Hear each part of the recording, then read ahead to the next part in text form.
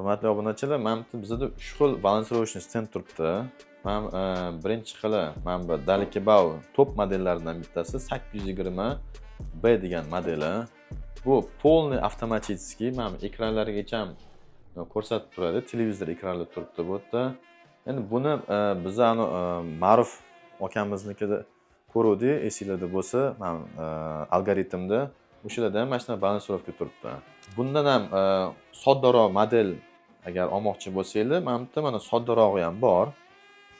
Bu modelimiz Dalekibao N718B modeli. Buni farqi 820 bilan bu yerda ekrani televizor emas, buni ekrani o'sha obmanki deyiladi. Mana bu yerda o'sha raqamlarni ko'rsatib turadi. Bu ham avtomatik hisoblanadi. Unda mana bu lineykani tortgandan keyin hamma daniylar mana bu yerda chiqib turadi. Qanaqa diski 15, 14, mana bu razmeri qanaqa, hamma razmerlar ko'rinib turadi. Mana bu o'z tablosida. Buni mana ko'ringlarda, mana ruchkalargacha zavodskiy turibdi. Mana sariq rangda. Mana konuslar ham mana ko'rsangiz bo'ladi. Mana zo'r konuslar bo'ladi bu Dalekibaoda. Buni narxi to'xtab o'tsa, akalar, bu narxi $1300. Mana shu balansirovkamiz. Jaydari kerakganligi, mana balansirovkamiz bor. Buni Avtoservis nomida keladi. LB655 modeli bu balansirovkamiz. Buni faqat bitta lazeri bor. Lazeri ishlaydi.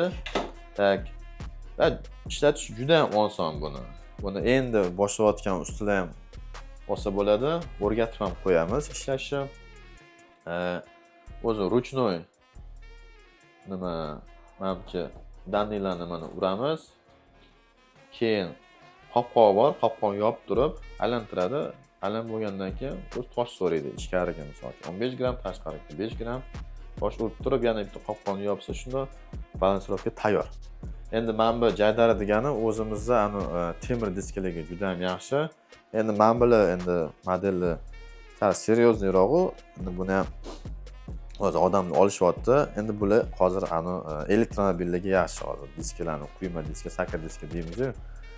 O'sha disklarga ham zo'r bo'lyapti mana shu balansirovkalar. Bu bilan nargisi o'sha top modellaridan bittasi Dalekibaoniki.